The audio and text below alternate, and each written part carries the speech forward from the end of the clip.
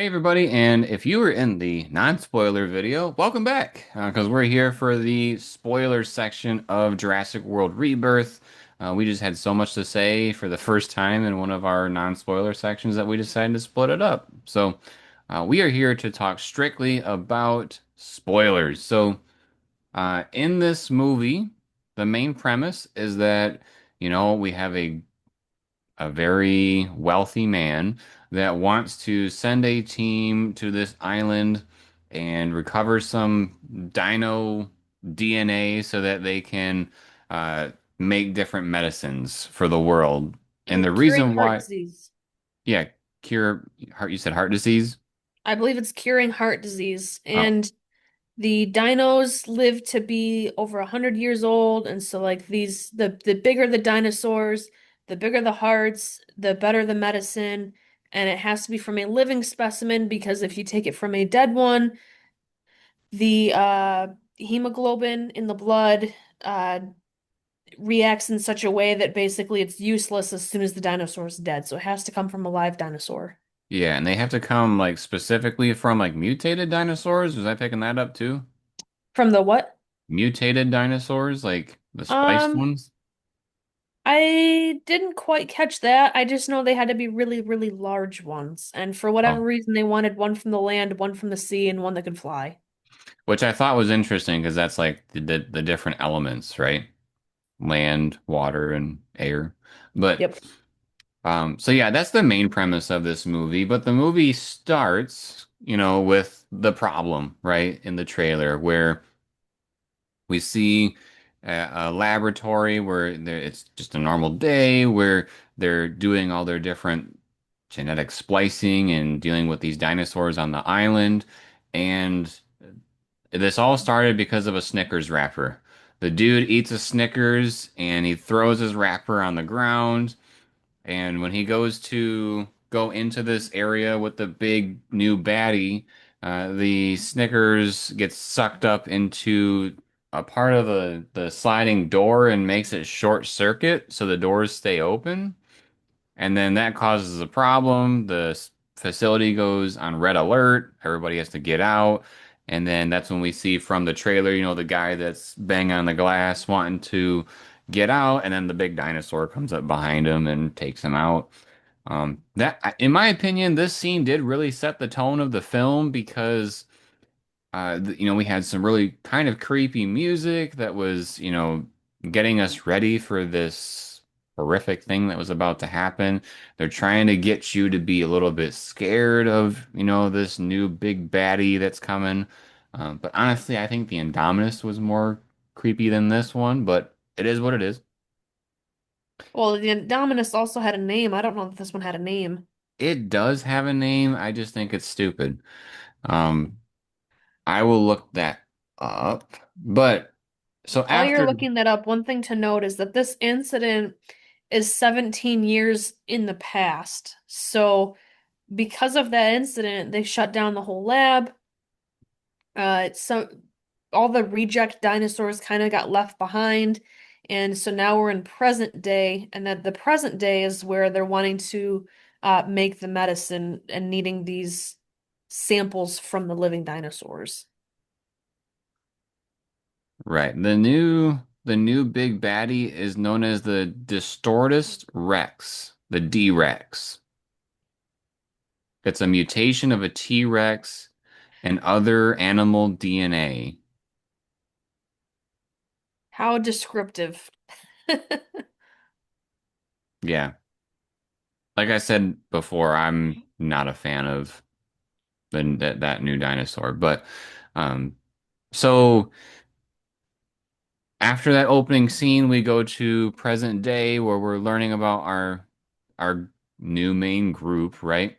Uh, Martin, he is the Mr. Moneybags that's trying to invest and get this dinosaur DNA and blood stuff, and he's asking Zora, which is Scarlett Johansson's character, to be a part of this mission to go and extract this stuff because she's basically a mercenary. I think she gives herself like a more politically correct job description, like security something. But This is the scene I was referencing in the non-spoiler section where, Sarah was talking about how, the doctor was talking about how people don't care about dinosaurs anymore. The first instance that we see with Martin is the traffic jam with the big dinosaur in the way. Um, Also, there is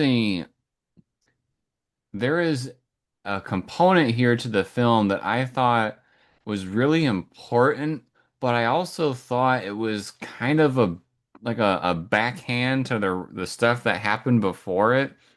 We see like this, I don't know if it was a news segment or a cartoon or what, but they were explaining that the majority of dinosaurs nowadays are dying because of the change in the air, the change in the temperatures, like climate change. And the dinosaurs that are surviving are the ones that are around the equator. And so we left Dominion where they're like, oh, now dinosaurs have to coexist with humans. And this movie sets up a way for that to be true just for like a small part of the earth. And I just thought that was kind of a really weird way to detract from what they had built with the previous trilogy. What did you feel about that? Well, I don't know if they even have to coexist necessarily anymore. Well, I, s- it's tricky, right? Because to some extent they do. We see the one, creating the traffic jam and stuff, and that's not near the equator. But the ones that are living longer, that are near the equator, human travel is supposedly prohibited from those areas. So it's not really coexisting anymore. So, like, they do in some spots, but they're dying off in the spots where the coexisting is happening. And the spots where the dinosaurs are thriving, people aren't supposed to go there anymore. And I don't know. I didn't really think too much of it in terms of like trashing other movies because they're getting rid of the coexisting portion of it. I feel like it's a pretty natural occurrence for the dinosaurs to not be able to live with like our smog and everything like that. Because they mentioned, I think one of the big kickers is the oxygen concentration being so much higher by the equator. So it's not just the climate, but the oxygen ratio. And, think of like the amount of pollution that's down there. It's not nearly as bad as it is, in like the United States or really any other country that's developed. Yeah.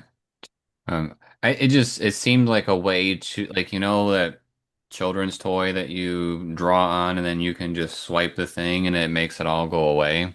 A magnadoodle? Yeah, it seemed kind of like they had a magnadoodle of the Jurassic World trilogy and they just went whoosh, whoosh, and said equator. That's how it felt to me when I saw that, but I was like, we'll go with it. It's kind of a weird way to branch off from where you were, but it is what it is. And I'm willing to just ride it out again, hoping that this movie would be better than the previous trilogy. Um, but yeah, so Zora agrees to work with Martin because he's going to be paying her $10 million. For those of you that were listening to what he was describing, if you didn't know what amount he was saying, he said 10 with six zeros after it, or 10 with six zeros. And she goes, "Is that zero with the 10 included?" And he's like, "No, after it." I'm just like, I hope people can keep up with what they're saying in this moment. Because it was like a weird choice of dialogue between the two, in my opinion. But she gets roped into it. They go to meet up with Dr. Henry Loomis. They want him because he's an expert to go with them about dinosaurs. Uh, if I'm correct, and I felt like this was the same thing, but where they were, because where Loomis was, he was at a museum that they were taking down like different pieces of the exhibit, and that's when he gives his spiel about people not caring about dinosaurs anymore. It looked a lot like the fossils that were in the Hammond mansion at the end of Fallen Kingdom. I didn't know if they were the same thing, but they looked like it. I didn't know if this was the Hammond mansion or maybe they were donated from it. Or maybe they're completely different because there's tons of dinosaurs everywhere. But it gave me vibes of the previous trilogy just by having those set pieces in there. One other thing in that area that I think was a major callback was that banner across the top of Oh, the ceiling yep. when dinosaurs ruled the earth or when the dinosaurs lived on the earth or whatever. I can't remember the exact phrase, I but think the first one you said was right. when dinosaurs ruled the earth. I looked over because I actually have a little statue over here of Jurassic Park, and I didn't know if it would have the banner or not, but no, it's just the T-Rex bursting out of the Jurassic Park doors. Very nice. Yeah, we don't see those doors, unfortunately, but we did get to see the banner, so that was kind of a cool callback. Yeah, and it was, and because they're taking things down, wasn't it falling? Yeah. Because that's what happens at the end of Jurassic Park when the T-Rex makes the big roar scene at the end. We see that thing come across um, the shot. Yep. All right, so I'm gonna break from the story for just a second because there was one really annoying scene here with Dr. Loomis that just drove me freaking crazy. He goes from understanding of like, okay, you wanted me as a consultant to now you actually want me to go on this trip. I'm gonna need a minute to think about it. Okay, cool, that's fine. He opens a pack of Altoids, and we sit there and just watch him munch on them loudly for like a solid 10 to 20 seconds, which doesn't sound like a long time, but when you're just watching somebody sit there and chew on some really loud candy, it's a long time. Like it was like, look at my watch, like, okay, can we move on now? Like, do I really need to watch you chew on some Altoids? It kind And of while we're at it, how many other, little mentions of things are we going to get in here? Because we've seen Snickers now, we've seen Altoids. Don't they mention like maybe they kept it generic like licorice, maybe they didn't say Twizzlers, but I swear there was at least one other brand he that said they called licorice. out. Yeah. I swear there was at least one other brand that they called out. I don't remember exactly what one it was, but Didn't she have like M&Ms or something on the little girl later? She was eating some candy that looked like M&Ms off of the little um table thing that had the map and stuff on the I boat. I do remember what you're referring to, but I don't know if those were generic M&Ms or actually M&Ms. I don't know. What I was gonna say is it reminded me this scene in particular with the Altoids. It reminded me of some of the. I love this. I love the show, but in Family Guy, there's a handful of times where there's different things where it's like, come on, let's get past this, and like the head nod thing from the Return of the Jedi spoof episode. Things like that, where it's just like, please, can we move on? And the Or Altoid. the something's not right here. No, Wait a that one minute. was good. That one was good. Uh, But there's definitely things in Family Guy where I'm like, come on, let's get to the next scene. I want to laugh about something else. Um, it reminded me of that. So we got Loomis wrapped into this, and then they want to get Duncan as well. He's the guy that actually has the boat. They want to wrap him into it, and then there's one other guy. Was it Ruben? No, Ruben's the dad. Who? Bobby? I think it was Bobby.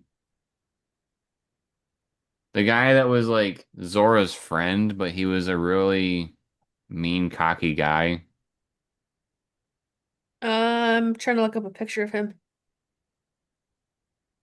Oh yeah, he was the one that was like not afraid to kill the dinosaurs. Yeah, he's like he's supposed to be the muscle of the group, quote unquote, the dumb muscle.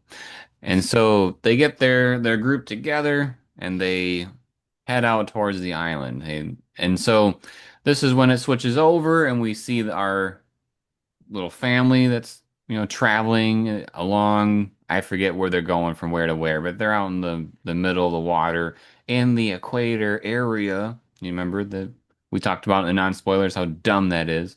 But Ruben is the dad, his daughter Teresa, and Isabella. Isabella, and then also Teresa's boyfriend Xavier is with them as well. as soon as we saw Xavier and he had his little intro, it didn't take 10 seconds and I wanted that dude to die just because he was just so freaking annoying. And I will admit there are times in this film where he had slightly funny scenes, but overall I hated when they were trying to force his comedy in this movie. Um, it makes me wonder if they have sequels where they would go, but also what characters would continue. And I just kind of hope this family is one that's left behind. So I don't want to see Xavier. Well, he just had some really dumb dialogue in general. You know, you've got the dad who eventually comes around to kind of liking the kid because and I'm jumping way ahead here, but you know, the girl falls off the boat, the boyfriend jumps in after her, the dad sees it as like being heroic and stuff, so he's kind of, you know, he's being at ease a little more with this guy and you know, so the kid's like, "No, I'm lazy." Yeah, like I'll own up to that and I don't know why she's with me and stuff. And the dad's like, well, it's because she sees who you are. And he goes, well, it's a good thing she doesn't see who I am. I'm like, what?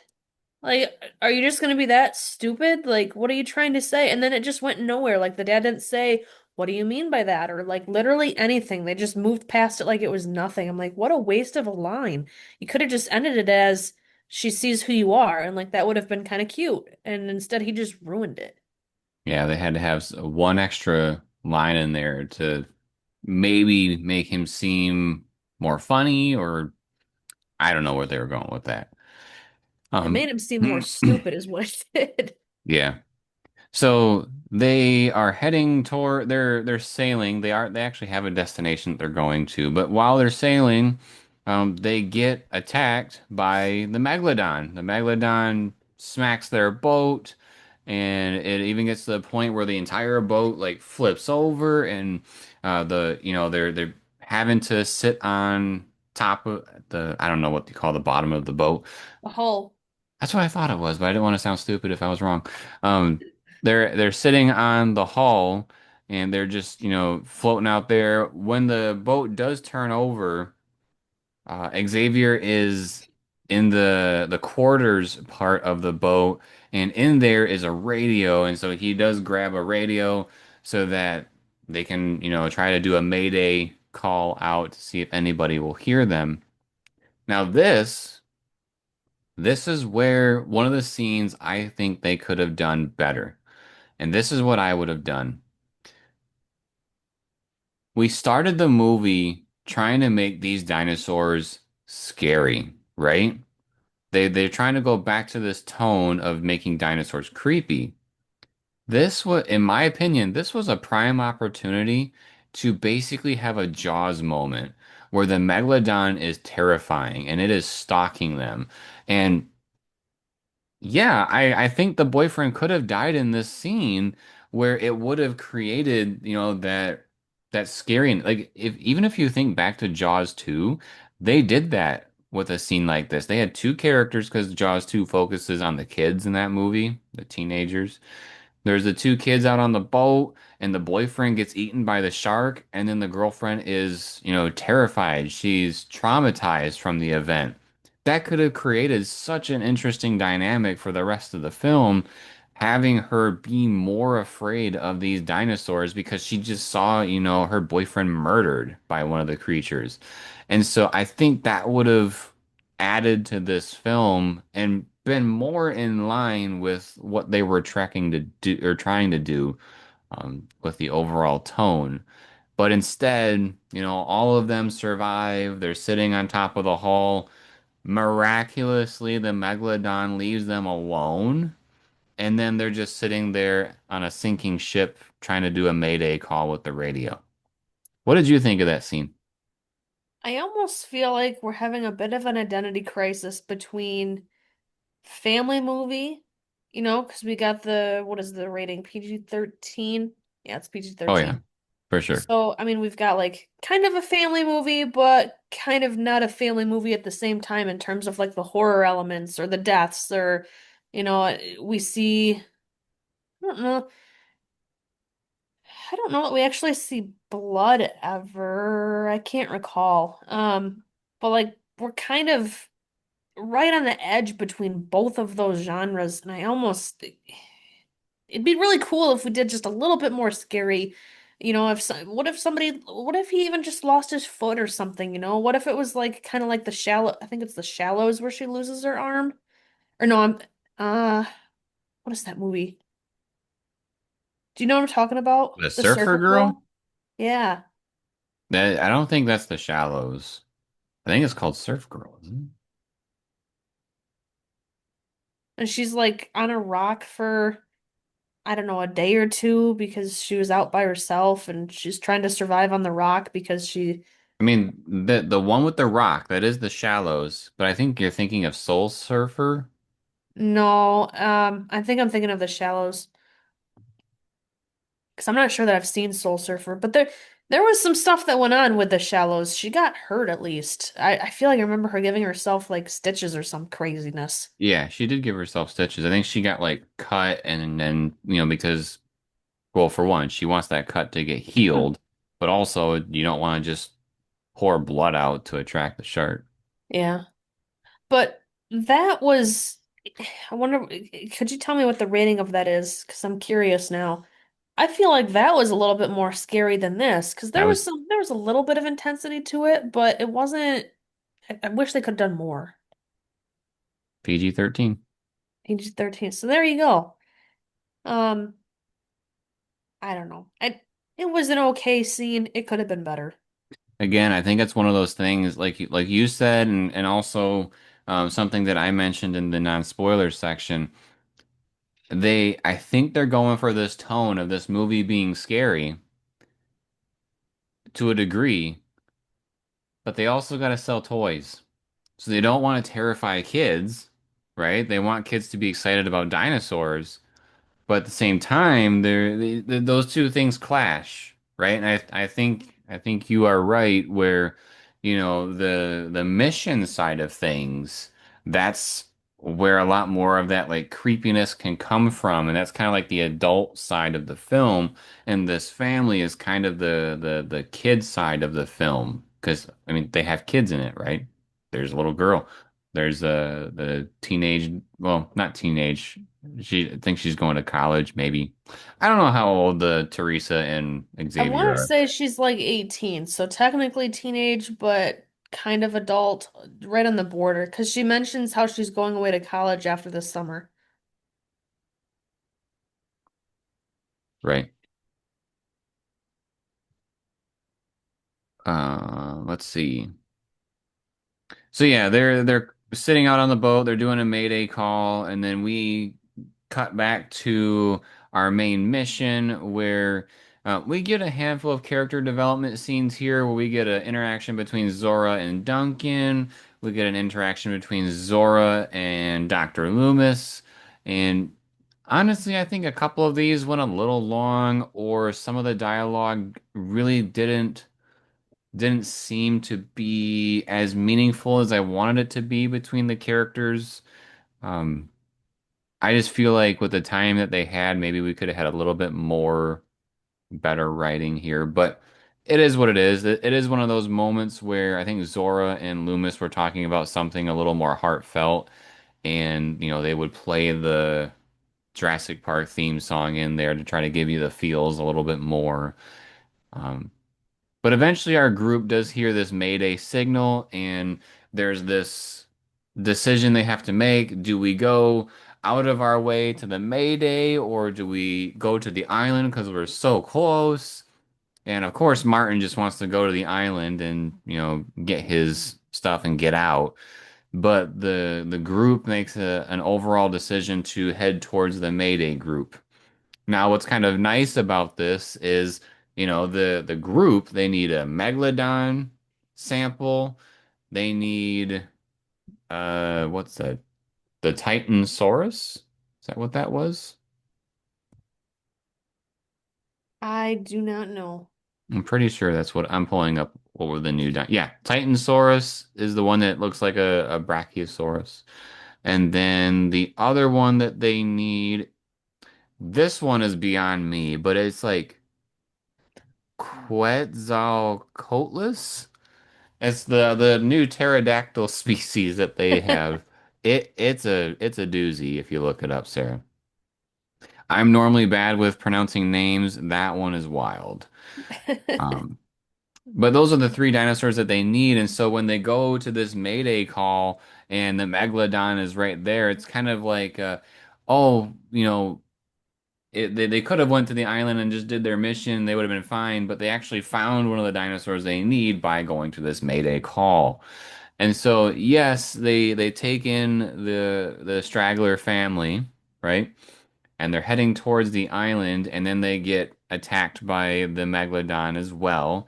They have this little scene here. The Megalodon is doing some stuff, but then there's also a Spinosaurus sequence in here, and so we actually get a couple of different crazy scenes with dinosaurs and them having to avoid death.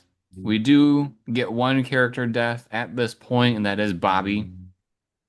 Bobby, is trying to shoot at these dinosaurs and, deter them away.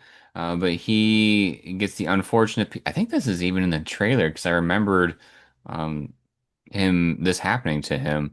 But he gets eaten up, and we do. Zora does the way that they collect these samples is that there's a dart and then it would once it impacts the skin it'll suck out the blood, and once it's full it like ejects out into the air and it parachutes, and then you have to go and find the vial. And so Zora, again, I made the callback to Jaws with what I wanted them to do before. This very much was a Jaws scene, basically, because it was just like when Quint is at the front of the boat and he's trying to shoot the barrels onto the shark. It was the same thing. She was sitting there at the front of the boat. She had her gun and she was trying to get a good shot off onto the megalodon, which eventually she does. She does get scared once and shoots one randomly into the water, and she has to get another one. But ultimately, she does get the sample, and once it parachutes up, I think it was Dr. Loomis runs to the back of the boat and grabs it before it goes into the water. And so they do get their first sample. And then I think that's where, after this, is where the Spinosauruses come into play. I don't think that's a megalodon. I think it's a mosasaurus. Moses, what's a megalodon then? Very similar, but not this dinosaur. Oh, okay, my bad. I thought it was the same thing. Mosasaurus. Thanks for clarifying that. That's actually on my sheet. I should have looked one dinosaur further down. Okay, Mosasaurus is the one that they were trying to extract from. Um, apparently, just from my quick sheet, apparently it has a big presence in um, the other Jurassic World and the Netflix series Camp Cretaceous. I think I have to watch that show. There's a lot of good stuff around that show. Well, isn't a megalodon like a giant shark, whereas this mosasaurus is almost like a whale? I think so. I'm not a paleontologist, but that sounds about right. A Uh, whale that wants to kill you. yeah, definitely wants to kill. So once they think that they're okay from this Mosasaurus, then the Spinosauruses come after them, and we have seen Spinosauruses before. There was one in Jurassic Park 3. It was the main big baddie that, snapped the neck of the T-Rex and then, was the new scary thing. These ones are a little different. And I think they're a little different because maybe they were part of the mutation process, or maybe just because they're on a different island, they look a little different, because, after all these years, they start to adapt a little bit. I can't say for sure, but they do look different. So the Spinosauruses, they stalk the boat. I'm pretty sure they damage the boat. And then, the boat's trying to go to the island. So then was it the Mosasaurus that couldn't go in shallow waters, or was it a megalodon? I don't know if there's a megalodon period in this film. Okay, then I need to get rid of that out of my my talk here in the movies. All purely Mosasaurus. Do I you want to cover the boat crash? Yeah, let me just clarify. There could have been I just don't remember there being one, and I feel like that's from like the Meg movies. I feel like that's a separate franchise. Oh, you are so right. A megalodon is a big shark. Mosasaurus is what's in Jurassic World. God, everybody's gonna think I'm the worst fan ever. Um, all right, Oopsie. Mosasaurus. There's no megalodons. All right. So yeah, we've got the family. We're being chased by the Mosasaurus, this giant whale creature that's trying to kill and eat us, right? You got the other creatures in the water coming after us. Um, the teenage girl is trying to call Mayday because they're like about to crash, but Martin, the family doesn't know what these guys are up to. Like they saw them take the blood sample, but they don't really know that like this is a super highly illegal mission that they've are now kind of a part of. And so Martin doesn't want to call Mayday because he doesn't want people to find out what they're doing there. Um, so he stops her from calling Mayday. She winds up falling off the boat, and he could have tried to save her, but he just didn't. He just watched her fall off the boat. So that was, a pretty big issue. Xavier, the boyfriend, sees that she's fallen off the boat, so he takes like a life preserver or something similar. I'm sure there's a different name for this shape one, but a floating device, right? So he goes in after her. And then the dad takes the youngest daughter and he's like, you know what? We got to jump ship because this boat's about to crash. So we got to get out now. So the family, makes their way over to land. They're somehow all okay. None of the dinosaurs even attack them or pay any attention to them, at least in the water. So they just get out like nothing ever happened. The rest of our group, we've got some of them that jump ship right before they're about to hit land. Duncan's on the boat, and he's the one who actually crashes it onto the land. Captain goes down with the ship. Yes, just like he should, except he didn't actually go down. He survives this. The ship's totaled, but there's no like explosion or anything that kills him, which is fine. I mean, it's whatever. They're trying to get these giant packs of supplies onto land, and that's when one of his first mates, I don't know her name, but she's trying to push this giant pack of supplies onto land. I don't know what's on there, but a dinosaur comes and eats her, and she's never lets go of this giant pack of supplies. So the whole thing of supplies is just gone. And somehow they still have access to that first Mosasaurus vial that they took in like that briefcase. So I guess that must not have been on the pack that she had. No, that was basically attached to the hip of Martin. He hadn't, it's not until much later in the movie that he like handcuffs himself to it, but he's holding it like the whole movie. Mm. Okay. So yeah, I thought it was gonna be a lot bigger deal that the supplies went down with that lady, but nobody says anything of it or even thinks anything of it. Like, oh no, there's our food, or like literally nothing. I guess nobody cares. Um, Well, they kind of in a way, they kind of take care of that, even this whole boat situation almost immediately because as when they start walking into the jungle, Zora's like, "Well, just to let y'all know, before we left here, I let some people know that, if our boat or our communications are cut for 2 days, that they'll go to this helipad on the island and, bring us back." Which I think is interesting. Like that, Martin really didn't want anybody to really know about this mission. Like they didn't want to bring. Someone said, "Why don't you bring an army?" He was like, "Well, people don't need to know about this because it's highly illegal." And so even Zora is like telling people, "Yo, yeah, we're gonna be on this highly illegal island. Will you make sure to check back with us?" Like it's just letting more and more people know about them doing something they're not supposed to. yep.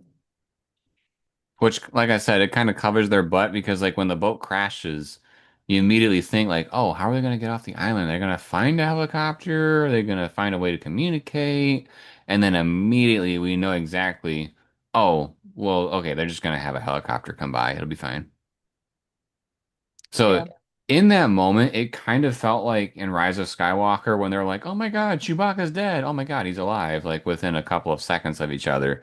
So it kind of took that worry away immediately, but it's whatever. I feel like that was supposed to be playing into her charisma because she kind of has some, kind of doesn't. I don't know. I feel like it's halvesies with her. They had told the family before the boat crash that there was a village here that they were, gonna let them basically depart with them and that they could go to that village and get off the island. I think that was kind of a lie because there's no village anywhere. Either that or there was a different island where there was a village that they just never made it to because the boat crashed. I think village is a very vague term for like small settlement because they know the laboratory was there and there's like a little uh I wouldn't say town, but there was a handful of buildings there that people worked at. But there's nobody living there anymore. Like, there's nobody there to help them. Right. When you tell me that there's a village on this island, I think that means that there's people to help me. Oh. Not just an abandoned settlement. Well, they left that detail out, But yeah, so our groups are split for almost the rest of the film now. You've got the family that's just trying to make it to this village. They're trying to track some geothermal pipelines to this imaginary village to try to get help so that they can really just at this point go home. That's all they care about. Whereas our other team is, you know what? We've had some people die along the way. That sucks, but we're here for a mission. Let's try to complete the mission. We've got one of the three dinosaurs. Let's go find the second one. And that's when they go to find the land one, which the is Titanosaurus. okay, I will take your word for it. My sheet that I was looking at apparently didn't have that on there. Um, so this was one of the scenes where I think things looked pretty cool. There's a whole bunch of dinosaurs. It's not really hard to find them. I mean, they have to trek through the jungle for quite a ways, but I don't know, just it looked nice. Minus the Altoids thing again. Come on now, are you serious? They're they're wading through some fields and they're not, the dinosaurs that they're going after are herbivores, but the ones that eat them are obviously carnivores. So, you're right by the carnivore's food source, and so it's a little scary, a little tense, and everything's quiet, and then all of a sudden you hear this loud crunch, and it's this stupid dude eating his Altoids again. I was like, "Are you serious? Come on now." Which the thing that was kind of disappointing for me with that was in previous Jurassic Park slash World iterations, when you're walking through tall grass, that was a moment where like velociraptors were stalking you. So like in Jurassic Park, The Lost World, there was a scene where they were at night and the people were trekking through the field, and all of a sudden, as you see the people walking in the field, you see like these little strings of rustling happening and approaching the people, and so it reminded me of that, but then immediately was taken out when I saw the Altoids. I was like, oh, okay, we're not going to do that scary moment here of being stalked by a dinosaur, which is interesting because there is a scene where I think it's Duncan, right? The boat guy is Duncan. Yeah. Yeah. Duncan even says something about when he's walking through a jungle, it's creepy for him because you can only see like 3 feet in front of you and you're always being stalked by something else. And so n- I don't really think there was ever a moment in this movie where they were like actually legitimately stalked by dinosaurs. I don't think so. Not that I So that's recall. kind of like a throwaway line, Well, okay, I take that back. When they're in the tunnels, there is one trying to chase after them. I don't know that that really counts as stalking, but they are being chased by. a dinosaur. Yeah, I wouldn't call that the stalking moment personally. But I feel like that's as close as we get. yeah. So yeah, we get this moment with the Titanosaurus and they get their sample. This is kind of like, remember we're talking about they're trying to do callbacks to the original. So what's going on here is the callback to when Dr. Grant and all of them see dinosaurs for the first time and he's like, they do move in herds. And it's like this big moment, even for us as the viewers, to be like, this is an amazing shot of dinosaurs, and we're here just like with them, being fascinated with what's on screen because that was like groundbreaking technology for the time. And I get what they're trying to do here to play homage to that scene, but I wouldn't say it was as impactful as the original one was. Um, It did give me vibes of the original. I was more distracted with, holy crap, that's a long tail that they have. Yeah. It looks like it's longer than their body. Like, Was it just me, or did you also get the vibe of like that they were about to mate, but then all they did was like hug their necks together? you want to know something interesting? I read that there was an interview, and maybe this is fake, I don't know, but I'm pretty sure it was a pretty reliable source. There was an interview where they were talking about, like when the director turns in their film and then they have to make edits. They were talking about how they made their edits and it was just under 2 hours. And it was like one of the first times ever that a movie studio said, "Hey, we want to put some scenes back in so that it hits 2 hours." And they were talking about, they did that, which made the movie a little bit longer and fit that 2 hour mark. But then the director was talking about how he said, well, let's just say that there was a scene that was deleted of the Titanosauruses where, when you look at them, they each have four legs, but there was a scene where there was six. And I had read that before seeing the movie, so I could see where that vibe would happen. But I'm really happy they didn't do it. I feel like that would have kind of ruined what was like, it probably would have been a comedic moment to some to see that, being like, oh, dinosaurs are mating. What the heck? But I don't think that would have fit this film. Yeah, I'm not saying that we needed to see it or that I wanted to see it. I'm just saying I got the vibe that that was going to happen and then it didn't. And But it's it's so just funny you kind got the vibe and it was actually in the plans for the movie. of yeah. Yep. Yep. So this one's actually fairly quick. It's more of a like a ooh ah type scene for people trying to recapture the original. But after, should we just talk about like the mission side of things? Then we'll talk about the family, and then we'll talk about the meetup. Okay. Yep. So this one's pretty quick for them, and then of course there's the third one that they need from the one that is hardly pronounceable from me, the Quetzalcoatlus. It's the one that's like a pterodactyl.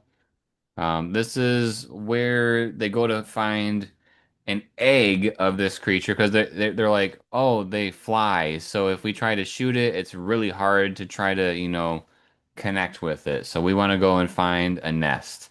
And so this is where they rappel down the side of a cliff and they find this like Indiana Jones Raiders of the Lost Ark type deal where he swaps the sandbag. It looks a lot like it, and they pick up the egg. It gave me vibes of when he picked up the golden temple or idol, not temple, golden idol. And so they have it, they're extracting, and then, you know, Mama comes back home, sees people in its nest, and then, they duke it out with this dinosaur. This dinosaur does kill somebody. It does kill the captain's, I would say, first mate, that's been with them the whole time. And it's not, Leclerc? huh? Leclerc, I think Yeah. might be his name. Yeah, Leclerc. It was completely on screen. We see the dinosaur gobble him up. We even see the dude go down its throat as it's swallowing him. So great shot, in my opinion. I liked it. I like that they went there and actually showed it. My But yeah, one they're able complaint with to. this scene Huh? is that he had a rope tied to him. And I thought it was a rope tied to somebody else too, or at least to something else that was going to cause issues. And so I was waiting for them to be like, we gotta cut the rope. And then nobody ever said anything. And then just in one of the next shots, the rope was just gone.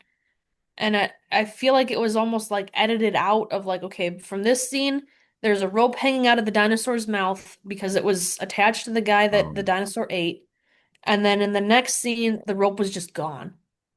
I don't know.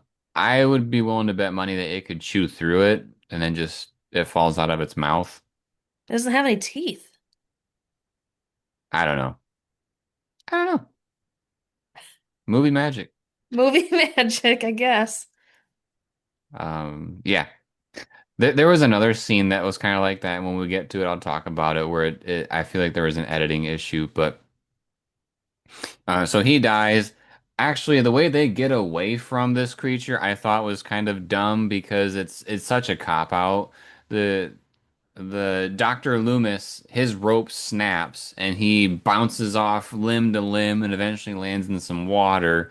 Everybody else, they get down safely because where the eggs were, there's stairs that go down to the bottom. It was like this temple thingy-mabobber. I don't really know. Maybe it's from an old civilization that was on that island before, Yeah, so Zora, she just rappels down, but Duncan and Martin, who are up top of the cliff, they go down through the stairway that I guess goes all the way down to the bottom of the cliff. right? Very, very movie magic like. Yeah. So then they get their third sample that they needed and one less person in the group. So now that they have their samples, they have to try to get off the island. And so they try to go to the helipad that Zora's people are supposed to meet them at because they have no contact. They do eventually stumble across the facility where the big baddie was in the beginning of the film. That's where they start to learn and see more of the craziness that happens because I think there's a dinosaur in there that had like two heads. That was They pretty get cool. to see the horrifying things like that. But what this leads to is that they find the helipad, but they don't want to leave without the family, and so they have to connect back with the family some way somehow. Um, so let's talk about the family part of this because eventually this is where they meet up. So the family, they're basically just trekking through the jungle and they're kind of like a way to just showcase different dinosaurs here and there. Um, One of their instances is the raptor scene I was talking about in the non-spoiler where Xavier goes out to take a pee, and we can see behind him that there's raptors approaching him, and I was like, "Oh my God, is he gonna die, or are we gonna get some cool raptor scenes?" And the raptors get killed immediately. They get killed by the Mutadons or Mutadons. I I hope I'm pronouncing that correctly. Um, but immediately we find out like raptors aren't your problem anymore. It's these creatures, and they are flying creatures. They're huge.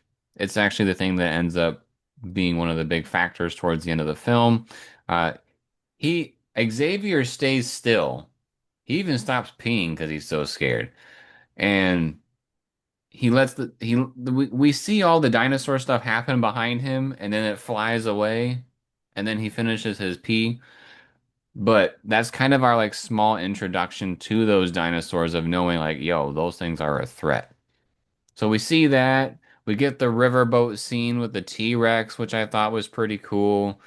Um, I'm gonna have two comments with this. One is I thought it was kind of funny how they showed it sleeping and like rolling around like a dog sleeping on the ground. And two is can T-Rexes actually swim, or was this like some sort of weird hybrid? Because it seemed like it was swimming in the river at some point, even though the river didn't seem big enough for it to swim in. I didn't.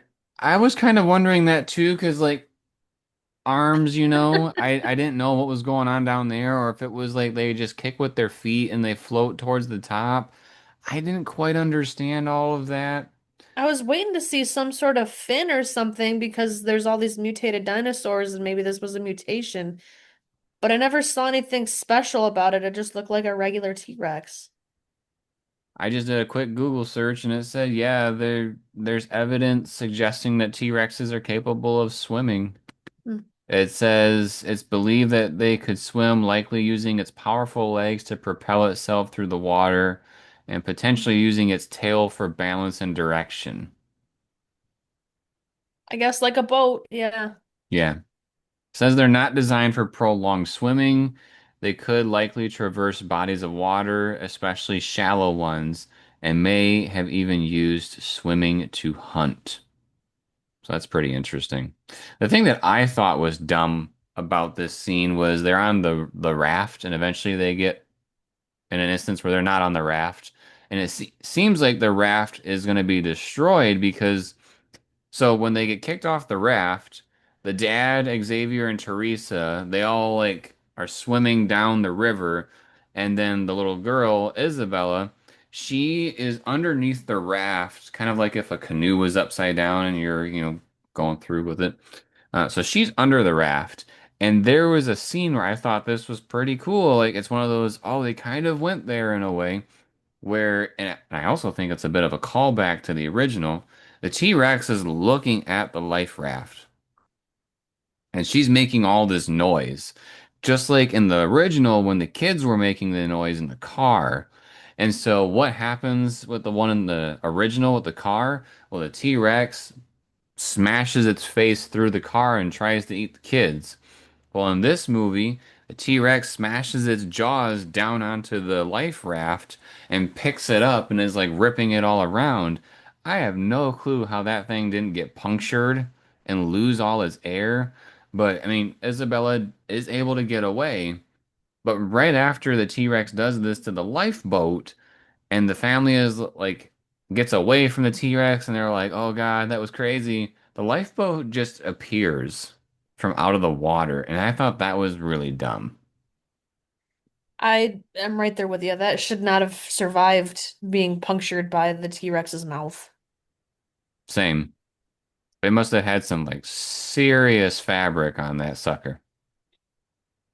And But also the T-Rex didn't eat them because his face couldn't fit through the crevice in the rocks, but like couldn't he have just climbed on top of the rock to eat it? Like they weren't like in a cave. They were just behind a rock. Like I don't know. It seems like the T-Rex would have been smart enough to just go over instead of through because they couldn't fit through. yeah, I definitely think that they could have expanded on that and been more lifelike, like real like you're talking about. But again, they have to have some way to get away. I think the T-Rex was well, there's a couple of things that maybe this is part of it. So the T-Rex saw them, go through that little area, and then they were hiding behind the rocks. Maybe because they were standing still, the T-Rex couldn't see them and thought they got away. Maybe, yeah, I guess that's a good point. And because of that, that's why it went away. And I knew the T-Rex was giving the T-Rex in all these movies has like a little whimper or whine when it's upset or disappointed. And it started doing that when it noticed that it couldn't fit its face through the gap. And so I was like, oh, this is the moment where the T-Rex just goes away. So yeah, we had that interaction. We also get what would I would say is the toy seller of the movie, which is this little like Triceratops looking dinosaur. I don't know if that is a new dinosaur. It is Aqualops. It's kind of the Grogu of the movie, so to speak. It's the thing that kids are gonna gravitate to and think is super cute. Whereas as an adult, I didn't really see a point to this dinosaur. There really wasn't anything that it added aside from, just being this cute little thing for the movie.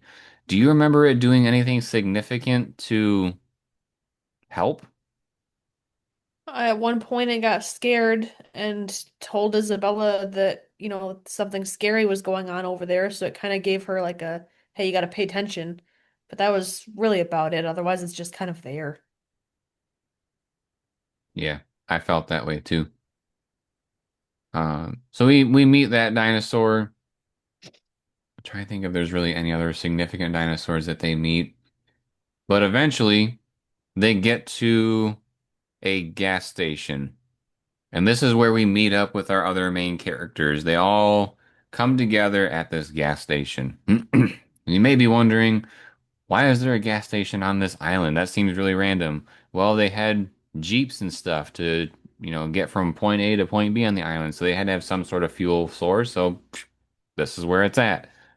Um, this gas station powers on because there's a generator at the main facility that powers on all the time.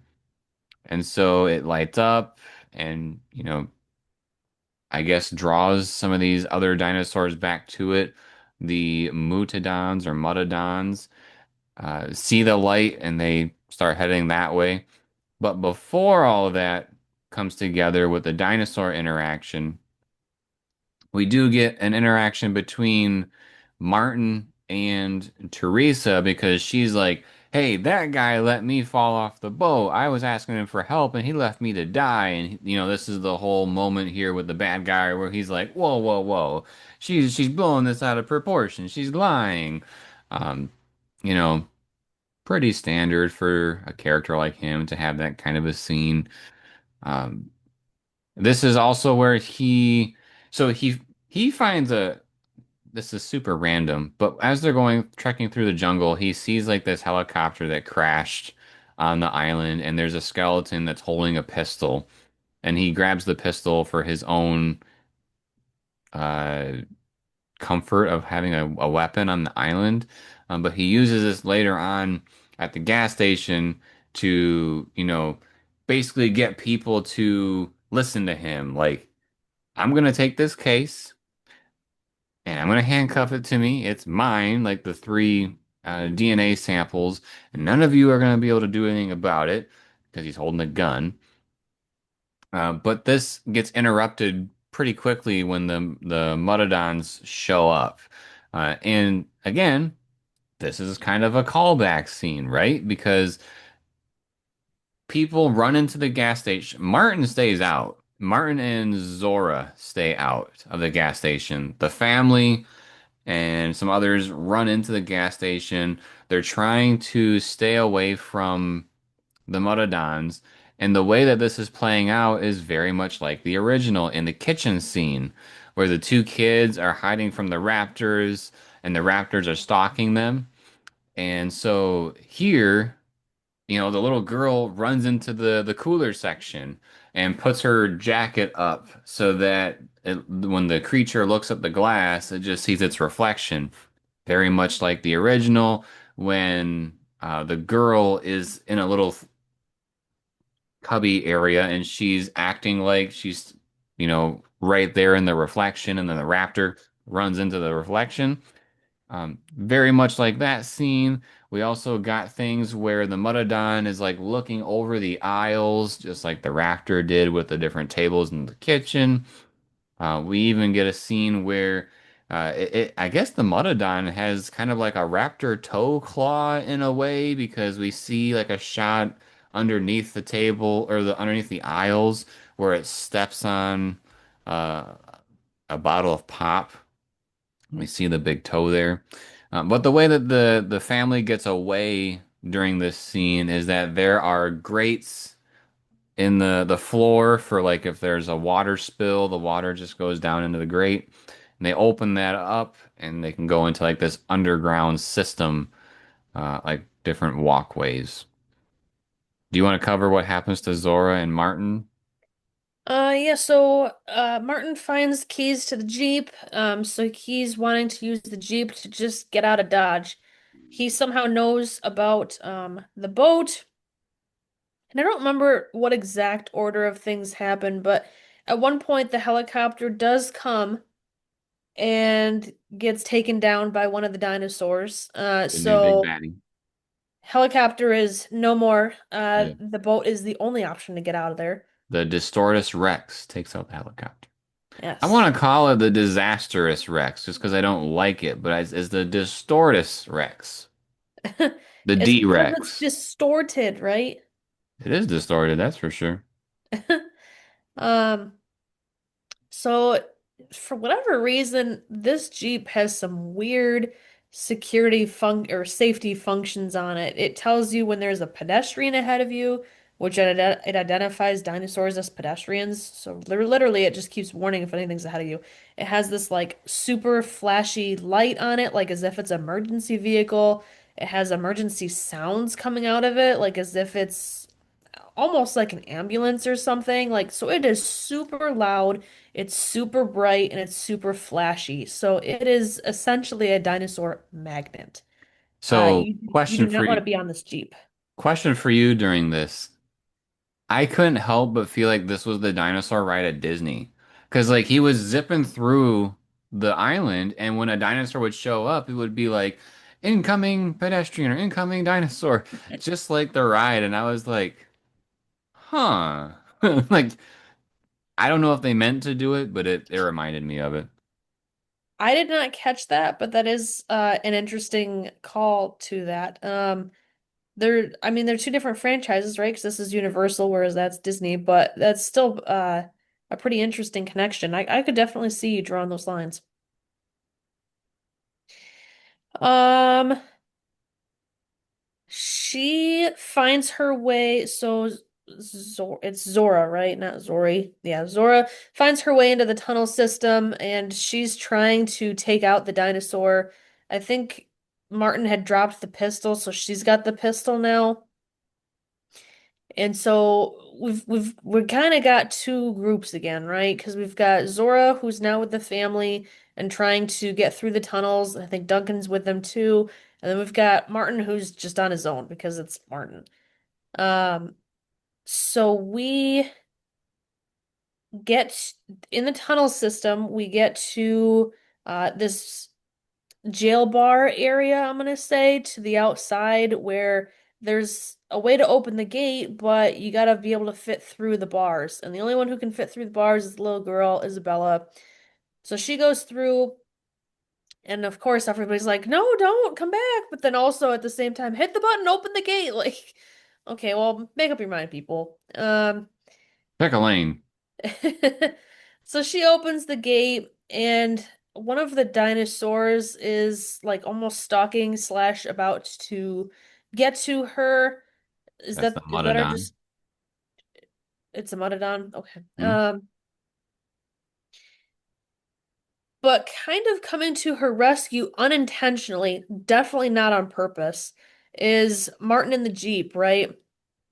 And this was one of my favorite death kills, and I think it happens right here. Hmm? It eats him in half in such a way that not only are his legs dangling and then his legs fall out of the thing's mouth, but also the briefcase falls with his hand still attached to it. So, by far, I think the best kill of the film was this one. I mean, we all wanted him to go. He was just a selfish jerk anyway. Even though I feel like he definitely could have been more evil or at least have more charisma or something more to him. Um, I think the death itself was pretty cool. I did too. I thought when I saw the hand, I was like, yeah, we gotta go there sometime. But there was no blood on it, so you know that it. Although they could have had blood because Mr. Arnold, remember his arm? It had blood on it. Yep. Maybe that was a callback to that. Who knows? Yep. I don't You can remember make a what connection scares the to dinosaur anything. away. I was saying you can make a connection to anything if you try hard enough. Do you know how we get away from this dinosaur? Like, I know we're heading towards the boat, but how do we get away from the dinosaur? Um, I don't remember. I don't remember because they run into the facility, they find the boat, and then they take off. They're or no, the boat is on a dock, and Yeah, they run. the boat's up on a hoist and the hoist is broken. How they get to the boat, I don't quite remember, but they get to the boat. So they run to the boat. That dinosaur is chasing after them, and uh, the Duncan Duncan notices that, hey, you know, somebody has to distract this dinosaur while the others try to get the boat ready and go. And so he takes out a flare and he's doing the whole distraction thing. Again, call back to previous films where he's making this dinosaur distracted and come away from the group. He runs as far as he can, and this is the editing thing that I thought was an issue. So when he's right up there with the group and the flare is there, we can see the red um Aura. reflection from the flare on Zora's face. But after he runs like into the jungle and we see that dinosaur take off after him, when the shot comes back to her, she still has like a full-on red reflection on her body. And I'm like, would a flare that far away really have that much on her body? But Hmm, I I could didn't be catch that.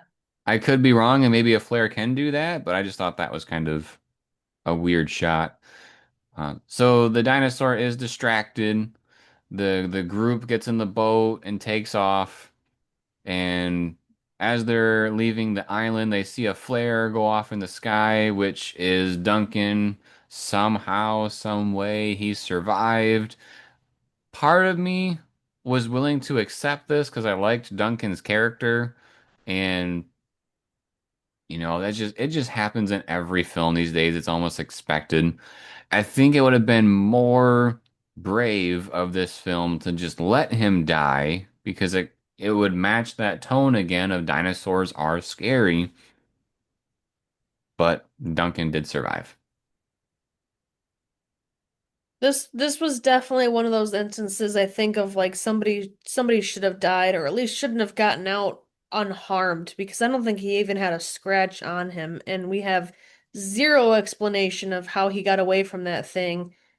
And if it was really just as easy as throwing the flare, why didn't we just see him throw the flare and get on the boat with everybody else? Like I feel like it was like a oh my gosh, he's dead. No, he's not. And it was for nothing. Like it didn't even mean anything. Yeah, what I was really hoping for, and it didn't happen, was when he's waving that flare and he's distracting that dinosaur and he runs off. I was hoping that that flare was going to accidentally get the attention of a T-Rex and have a T-Rex come in and distract that dinosaur long enough for them to get away.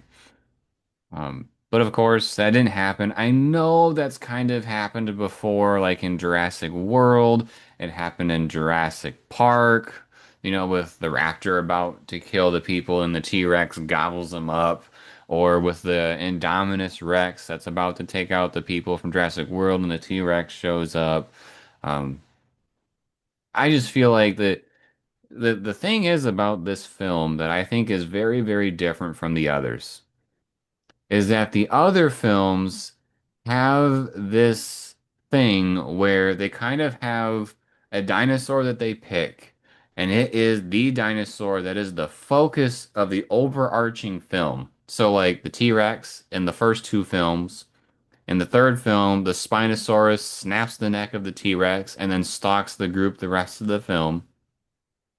The Indominus Rex was the main focus for the overarching of the fourth film. And it goes on and on. In this movie, even though we know that the Distortus Rex or the D-Rex is the new big baddie, we actually don't get that here. And we don't even get it with the T-Rex. The T-Rex is only in the rafter scene, the raft scene, nothing else. And so this movie is more of seeing a sample of a bunch of different dinosaurs and then the movie's over, as opposed to understanding this threat of the big baddie and it's part of the overarching story. And so part of me doesn't know how to feel about that, but at the same time, because I didn't like the D-Rex, I like how that played out. Because I would rather not see him or her, whatever it is, throughout the whole film and me not caring about seeing this creature. as opposed to just seeing it at the end. How how did you feel about the formula of the film, so to speak? I just wish we would have seen it roar at the end, like, oh shucks, they got away, rawr. Yeah, that would have been cool. I feel Um, like that's a very classic Jurassic World, Jurassic Park type thing to have happen, and we were missing it. yeah, that probably would have been another callback that they could have snuck in there, especially since I mean, I could not tell you what that dinosaur's roar sounds like. And I think it's because we didn't see it nearly as much as we saw some dinosaurs in the previous films. And so I think you're right. There should have been like that last piece where that dinosaur just roars, screaming at the people that got away. But You know what would have been a good opportunity to see that thing take apart another dinosaur, or at least chase another dinosaur, do something with another dinosaur, is when they're going after, what is it, the Titanosaurus? Is that the land one? mhm. And they're talking about how they're herbivores, but there's carnivores that eat them, so we got to be careful of those. Like that was a prime moment of where we could have seen that thing coming after them or snacking on one or like literally anything to try to eat one of these things to show that he's scary. Like at least he's scary because he's large and because he kind of resembles a T-Rex and he does eat Martin, but we don't really see anything else to show that he's scary. And large doesn't necessarily mean scary because the Titanosauruses are huge and they're not scary. Um, I don't know. I feel like that would have been a good moment to maybe not throw it in your face so much because I know you weren't really a fan of that particular dinosaur, but it could have given us a little hint or a little flavor of some scariness to him. I would be curious to know how tall the D-Rex is in comparison to the Titanosaurus because I think the Titanosaurus is probably way bigger than that thing. I would bet you're right. Because that would cause a problem, in my opinion. Did the did the did the D-Rex fight the Mutodon? I don't recall. Yeah, I don't even remember. And that was at the climax of the film, people. According to this website, which is therap.com, which I have no idea how reputable they are, but they're saying that the D-Rex about 26 feet tall and 47 feet long, whereas the Titanosaurus is 50 feet tall, so about twice as tall, and 70 feet long, which is Like uh double that dino. yeah, almost twice as long, a little I don't know, a time and a half as long. So a lot bigger. Yeah. So But I that's guess probably keep why in they didn't mind do it. too, so much of the Titanosaurus's height and length is its neck and its tail. So it's not necessarily that beefy of a dinosaur, whereas the Distortus Rex, I mean, it's its whole body. Like I guess some of it's his tail too, but like he doesn't have this crazy long neck to account for that height. I feel like the Titanosaurus would just stomp on it. Maybe, I don't know. But He's got kind of little legs. yeah. I think the biggest question I have coming out of this movie is where would they go from here? Because If they left Duncan behind, there could have been somewhere to go. yeah, if they would have, Like if they thought he was dead and then he wasn't. right? And of course, like they're gonna so at the end of this movie, they being Zora and Loomis, they discuss what to do with this stuff that they recovered because throughout the movie they were saying like, well, if we give it to Martin, we'll be rich, we'll never have to work again. But if we don't give it to Martin and we give it to the world, then everybody can, get this heart disease medication and be able to pay it affordably because, Martin was going to charge up the butt for it. So they make my gut tells me they make the moral decision to just give it to the world and not sell it. So What they decided at the end, yes. with that, I don't really know where they could expand on this because I mean, yeah, the this group has been to the island before. Do they get roped into going back? They're like, "Oh, there's this thing called the Distortosaurus up there," and they're like, "What the heck is that?" And it it, it makes me feel like they would have to dip into some of the older stuff, like just repeat what they've done before with that creature, but I don't know. I have zero idea where they could go from here. I think they made this movie trying to test the waters a little bit to see if people would be receptive to coming back to the Jurassic movies after where they left it. And I guess the box office will tell. I know on Rotten Tomatoes, I think critics consider it splattered or whatever the heck that thing is called. But audiences, last I knew, were enjoying it. So critics are at 51, audience is at 72. So that's pretty darn good. Where was the other previous ones? The Jurassic World films, Dominion, which is the one that they left their series off on, was a 29 for critics and a 77 for audience. So technically, it's kind of an improvement. They the audience is down slightly, but the critics is a bit up from that. But Yeah, I have no idea where to go from here. yeah, we'll just have to wait and see. And something tells me it's going to do well enough where they invest in a trilogy. But I don't know how long they can keep this going. But anything else you want to mention about the movie? This is Uh, probably our longest movie talk we've ever had. I feel like we're good to wrap it up there. We've talked about pretty much everything there is to cover with this film. Yes. And just so everybody knows, I have the understanding now that it is Mosasaurus and not Megalodon. We will forever remember that. All right. Well, if you enjoyed this type of video, make sure to subscribe to the channel and turn on notifications. Drop us a like if you like the video. And of course, with this being the spoiler section, drop your comments about anything you want to talk about that allows spoilers. And then, as always, everybody, thank you for watching. We'll see you next time.